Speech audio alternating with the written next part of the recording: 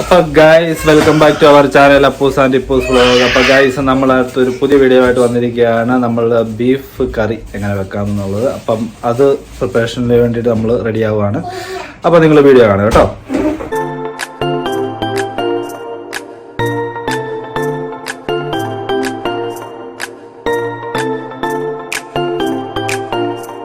Guys നമ്മൾ 1 kilo ബീഫാണ് എടുത്തിരിക്കുന്നത്. ബീഫ് നല്ല കഴുകി വൃത്തിയാക്കി എടുത്തു. ഞാൻ അതിലേക്ക് ഇച്ചിരി ഓയിൽ ഒഴിച്ചു കൊടുത്തിട്ടുണ്ട് കേട്ടോ, കുക്കിംഗ് ഓയിൽ ഒഴിച്ചു കൊടുത്തിട്ടുണ്ട്. പിന്നെ അതിൻ്റെ അകത്തേക്ക് ഇട്ട് ഇച്ചിരി സവോള നമ്മൾ ഇട്ടു, പിന്നെ ജിഞ്ചർ ഗാർലിക് പേസ്റ്റ്. ഇനി നമ്മൾ അടുത്ത ഇടാൻ പോകുന്നത് നമ്മൾ ഇച്ചിരി എന്താ പറയുന്നത് ടെർമറിക് പൗഡറാണ്. ഇത്ര ലേശം നമ്മൾ എടുക്കുന്നുള്ളൂ. അപ്പം അതത്രയും ടെർമറിക് പൗഡർ ഇട്ടിട്ടുണ്ട്. പിന്നെ അതേപോലെ തന്നെ നമ്മൾ ഇനിയും പോകുന്നത് ഗരം മസാലയാണ് കേട്ടോ. ഞാനാണെങ്കിൽ ഈസ്റ്റേണിൻ്റെ ഗരം മസാലയാണ് യൂസ് ചെയ്യുന്നത് കേട്ടോ. എനിക്കതാണ് എപ്പോഴും ഒരു സാറ്റിസ്ഫാക്ഷൻ. അപ്പോൾ ഈസ്റ്റേണിൻ്റെ ഗരം മസാല നമ്മളൊരു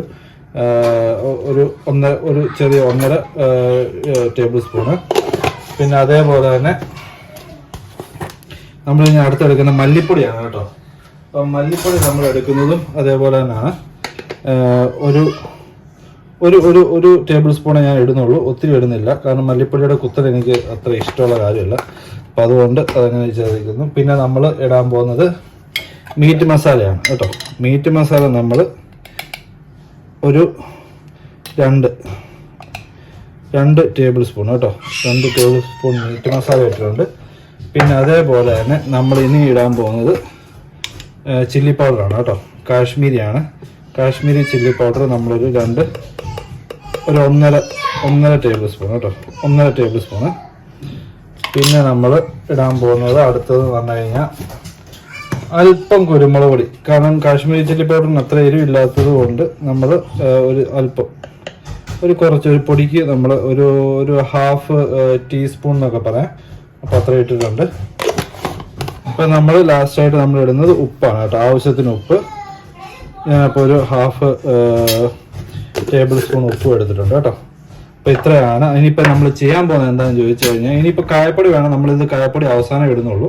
ഇച്ചിരി കായപ്പൊടി ഇടുന്നുണ്ട്. അപ്പോൾ നമ്മൾ ഇതെല്ലാം കൂടെ ഇട്ട് ഇളക്കാൻ പോകണം കേട്ടോ.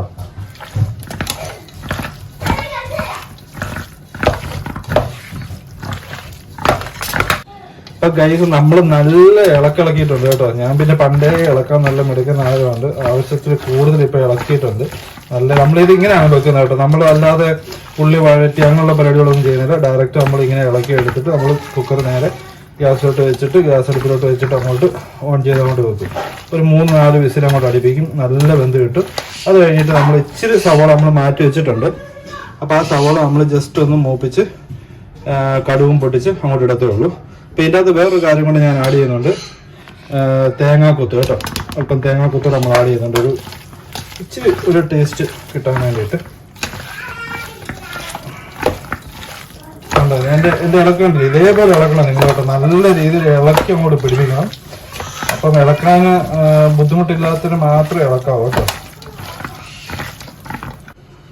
അപ്പം ഗൈസ് നമ്മൾ നല്ലതായിട്ട് ഇളക്കി വെച്ചു.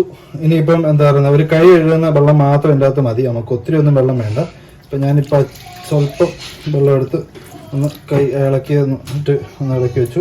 അപ്പം അത്രയും വെള്ളം മതി കേട്ടോ. അപ്പോൾ ഇത്രയും സ്വല്പം വെള്ളമുള്ളൂ നമുക്ക്. ഇനിയിപ്പോൾ നമ്മൾ എന്നാന്ന് വെച്ച് കഴിഞ്ഞാൽ സ്റ്റൗ അങ്ങോട്ട് ഓൺ ചെയ്ത് നമ്മൾ അതിലോട്ട് കയറ്റുകയാണ്, അങ്ങോട്ട് വെക്കുവാണ്. വെച്ച് ഒരു 3 വിസിൽ അങ്ങോട്ട് അടുപ്പിക്കും കേട്ടോ. അപ്പോൾ ഇതിൻ്റെ അകത്ത് മസാലകൾ കുറയ്ക്കേണ്ടവർക്ക് കുറയ്ക്കാം. ഇത് നമ്മൾ ഇപ്പം ഞങ്ങളിവിടെ ഇച്ചിരി മസാല കൂടുതൽ വേണ്ടതുകൊണ്ട് ഞാൻ അങ്ങനെ ആഡ് ചെയ്യുന്നുള്ളൂ. ഇപ്പം ഗരം മസാല ആണെങ്കിലും ഒരു ടേബിൾ സ്പൂണും, പിന്നെ അതേപോലെ തന്നെ മീറ്റ് മസാല 1.5 മതി കേട്ടോ. 1.5 ആയാലും കുഴപ്പമില്ല, അതായാലും മതി. പിന്നെ നമുക്ക് ഇച്ചിരി ഇറച്ചി പിടിക്കേണ്ടത് കൊണ്ട് നമുക്കിവിടെ ഫ്രഷ് ഇറച്ചിയല്ലേ കിട്ടും, നമുക്ക് ഫ്രോസൺ മീറ്റാണിത്. അപ്പോൾ അതുകൊണ്ടാണ് ഞാൻ ഇച്ചിരി മസാല കയറ്റി ഇട്ടത് കേട്ടോ. ഓക്കെ.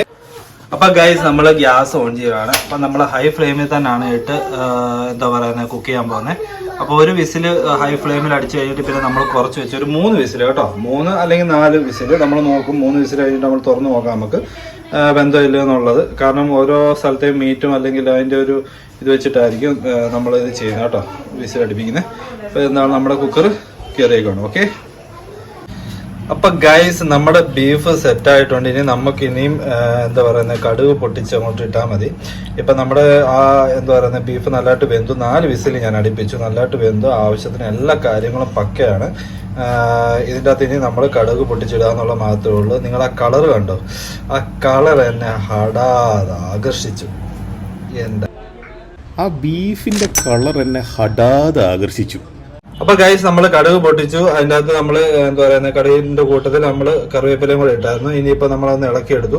ഇനി നമ്മളിപ്പോ ഇച്ചിരി കായപ്പൊടി ചേർക്കണം കേട്ടോ. കായപ്പൊടി മസ്റ്റ് ആണ് നമുക്ക്. അപ്പൊ കായപ്പൊടി അല്പം ലേശം ഒരു പൊടിക്ക് നമ്മൾ ചേർക്കുവാണ്.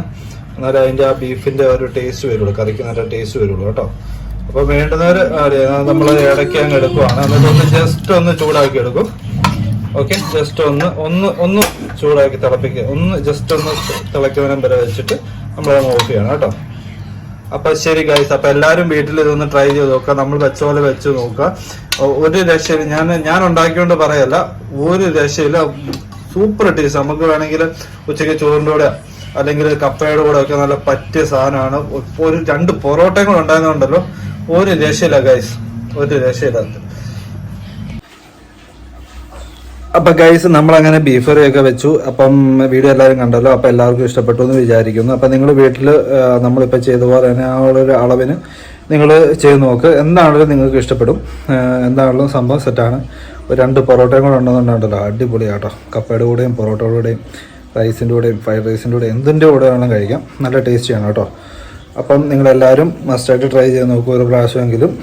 പിന്നെ അതേപോലെ നമ്മുടെ വീഡിയോ ഇഷ്ടപ്പെട്ടെങ്കിൽ ലൈക്ക് ചെയ്യുക, ഷെയർ ചെയ്യുക, അതേപോലെ തന്നെ സബ്സ്ക്രൈബ് ചെയ്യുക, കമൻറ്റ് ചെയ്യുക.